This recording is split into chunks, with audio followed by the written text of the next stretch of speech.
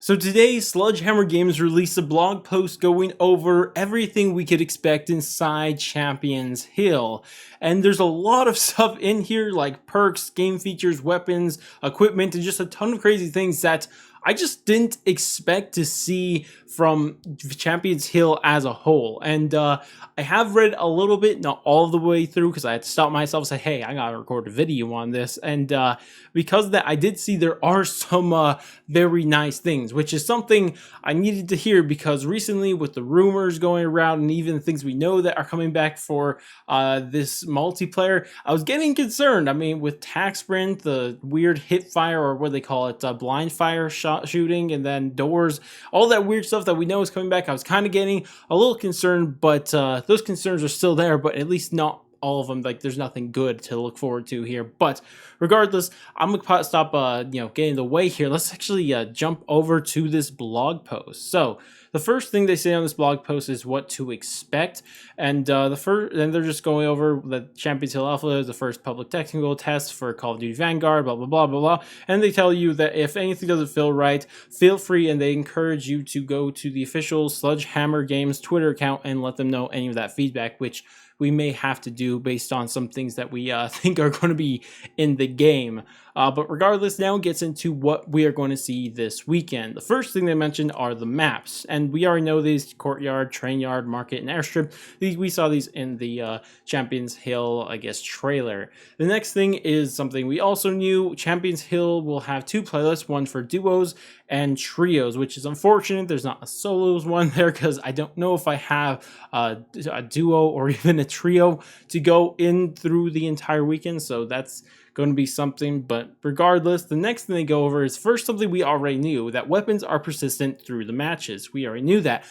But then we get a confirmation of something that we didn't know. Actually, two confirmations. But the first thing they say is there are 10 upgrades per weapon, and each weapon upgrade adds one attachment. So first things first, it looks like you're going to be using your money to buy attachments like we thought. But the thing is, they say you could buy up to 10 attachments, which means that the initial leak that the gunsmith in this game is going to let you put up to 10 attachments is true, which is insane because that's a lot of attachments. And on top of that, it kind of gets me worried because I don't like, gunsmith is cool though, but can make like almost every gun a laser beam, and if we're having even more attachments, like what's that going to do? I don't know. But regardless, it is taking up to another level each year, it feels like. With the gunsmith initially, you get like 5, I think, and then there was a inside Cold War, there was a wild card that let you put 7 or 8, I don't remember, never used it, and now we're going to be doing seemingly 10.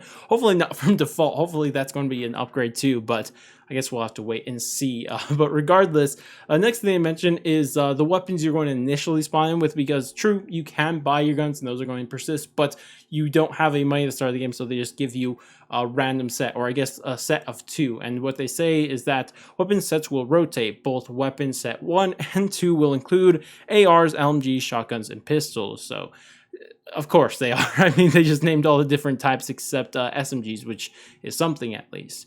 But regardless, which actually, wait, wasn't the MP40 in it? I guess you have to put in the trailer, I meant, but I guess you would just have to buy that. Either way, now they go over the equipment. So first thing, a frag, no one cares. A stun, cool. Throwing knife, cool. Gundam bomb, I don't know what this is. Impact grenade, is that like just a sticky, I would imagine? I think this is just going to be like a sticky, I would imagine. Regardless, then you have the Mark V gas grenade, which it's like the thing we saw inside World War II, if you guys remember the gas grenade from that. But it's just, you throw it on the floor, it has a little area of gas that what it says here actually causes slowed movement, blurred vision, and coughing. But I don't think it's going to be that. It wasn't that good in World War II, so I can't imagine it's going to be that good here. And we have one of the equipments being S-Mine 44. So that's a little concerning because this is probably just like a bouncing Betty, because it was nice because you didn't really have to worry about those in Cold War, because the only way you would use those is if you use it as a field upgrade, which happened much less often. But this is equipment, you're getting every life, which kind of weird. But then we get into the cool part, the perks, and it says right here, persistent through matches, that you could buy up to 6 perks, which That's a lot of perks too. A lot of attachments and a lot of perks. I imagine wildcards are going to come into play in traditional multiplayer, but since you can buy things, you just keep buying as you go on here. First thing they go, and this is where I stopped reading because this was so cool. Ghost. Undetected while moving, thank you, by spy planes, enemy intel, and field mics. So first things first, thank you for not doing that trash game Modern Warfare's Ghost where you could just be staying still and you still wouldn't be detected by spy planes. Thank goodness, that's just some of the stupidest stuff in Call of Duty history. But the next thing is, or we'll skip over this one because I want to touch on that later, but the next thing is field mics. So first things first, it seems like, as we expected, field upgrades are going to be coming back, but one of those things is going to be a field mic, which if you guys didn't play Cold War, then it's just like a mini UAV. So, it's nice because actually I don't think Ghost inside, I could be wrong with this, but I'm pretty sure Ghost doesn't help, or I guess make you immune to field mics in Cold War, which is weird. So I think this makes a lot more sense. But the final thing they mentioned is enemy intel. Now, I don't know what the heck that could mean. Honestly, maybe we'll find out as we continue reading, but I don't know. Anyways, though, the next perk we have is survival training. A maximum resistance to stun effects and immune to gas. So this is just tac mask. Okay, I didn't know what that was. So cool stuff. Next thing's high alert. I'm sure we know what this does, but your vision pulses when an enemy is outside of your view sees you. Exactly what you expect out of high alert. Tracker. We know what this does. Enemies leave behind footprint trails. See the markers at the death locations and hide death markers of enemies you killed. Actually, that second one's new, I'm pretty sure, because I'm pretty sure that in the past, it would like, I can't remember which game tracker did this, and it might even be Cold War, but it would actually show you your enemy or your friendly, I guess, kills, like when they would kill, I don't know, I think this is new, the point I'm trying to make. I don't want to go into a whole thing about a different game right now, so I'm going to stop myself right there, but overall, I think that's new for tracker. Then we have Demolition. Extra lethal on spawn, thrown lethals, display an indicator on the shown path. Oh, of the lethal. So that's cool. So it shows you a little like arch through the air when you go and throw them. That's a cool bonus to that perk because it lets you see exactly where you're going to throw that equipment. So I like that a lot. But it only shows for lethals. I kind of wish it would be tacticals and lethals. But that's actually a nice perk. Probably never use it because I'm not a fan of equipment as a whole, but regardless. Double time, I'm sure we know what this means. Double the duration of tac sprint, increase crouched movement by 30%. Okay. So that's interesting. So this is a lot interesting because first things first, we already knew tactical sprints coming back, and this is exactly what it did in Modern Warfare. But the second part is a little bit more interesting because increase the crouch movement speed by 30%, which gets me concerned and a little less concerned about that at the same time, because the thing is that the rumor is that dead silence isn't going to be a perk, but obviously it wasn't mentioned here, but this is probably not all the perks, obviously. But if it's not going to be a perk and it's going to be a field upgrade instead, that's super cringe, first things first, but it may, not be as bad as Modern Warfare if you use this, because when you're crouched, you don't make nearly as much noise. So if it increased your movement by 30%, it's going to be a little weird because I think it's kind of be like that blackout perk Stalker or something like that. I can't remember exactly what it was called, but something like that you would zoom while you were crouched. So I wonder if that's going to be what's doing here, which would be interesting if the aggressive play inside this multiplayer is to use double time instead of dead silence and just crouch around, just be zooming, crouching. I could just imagine, if you guys seen Stalker from Blackout, you would know how funny this looks. So I guess we'll see what that is. But then now we go over our next thing, streaks. Activated automatically in the next match after purchase. So these are things that just activate immediately, I guess. But regardless, so they're not going to persist, unlike everything else we've gone over here.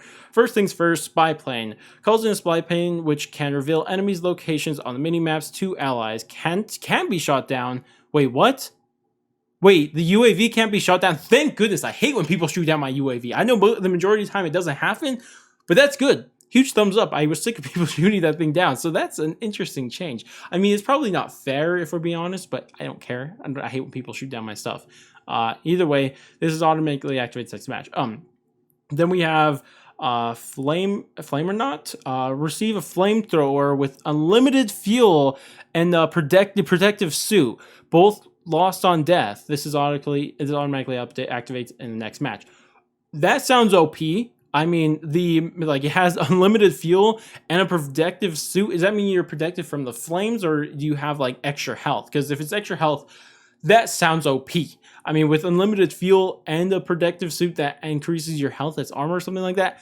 That is sounds a little crazy. Next thing, V2 rocket. Okay, wait. I'll activate instantly and drops a V2 rocket, killing all other players and ending the match. Oh wait, the V2 rocket ends a match. Wait, that's actually insane. Wait, they haven't done that in forever. I can't even remember the last time they ended. Wait, did it happen in Infinite Warfare, or am I misremembering? But that is something we haven't seen in a while. But the thing is, like, this seems like it's going to be the 25 kill streak or gun streak that you have to go on to get this thing. So how are you going to get this in whatever this game was called, Champions Hill? Like, that seems crazy. Next thing is extra life. So this is important for the game mode. Gain 1 additional life for your team. Okay, so that's actually pretty important, because how you get eliminated in Champions Hill is not by losing a match, but by losing all your lives. So if you use your money to buy a life instead of, you know, a gun or something, you can help yourself out there. So that's nice. Armor plate, okay, cool stuff. So a single piece of armor, full armor, full set of armor plates. So it's just more armor. Okay, cool stuff.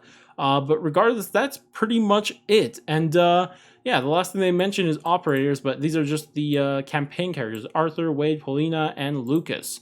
So all those guys are going to be the people we play as, and they're from the campaign. But that's everything to go over here. And, you know, honestly, the things I like the most is seeing this. Oh my gosh, Ghost undetectable while moving by spy planes. That's going to be a godsend when it comes to Warzone, because the biggest problem with effing Warzone right now is, to me, of course, not including hackers, but I literally quit playing Warzone like almost a year ago, if not already a year ago, because of Ghost. Dude, it's so cringe when people get to camp in a corner and just be undetected by spy planes. It's so cringe. I hate it. It's disgusting.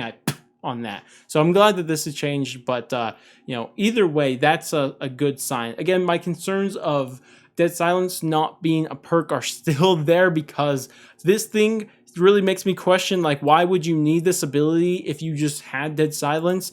But if there isn't Dead Silence, I guess this is at least something, you know, it's at least something. It's better than nothing, like that we had in Modern Warfare. But regardless, that's going to wrap it up for this video. I'd love to hear what you guys are thinking about everything we went over here. You guys liking what you're hearing, hating what you're hearing, you have any concerns, optimism, leave those all down in the comment section down below. But regardless, that's going to be out for me. If you guys are excited for Champions Hill, you want to see some gameplay live stream tomorrow, then definitely do all the normal YouTube stuff, like, subscribe, bell, share, and all that great stuff. But I'm going to go. I'll catch you guys next stream, video, wherever the heck it may be, and laters, guys.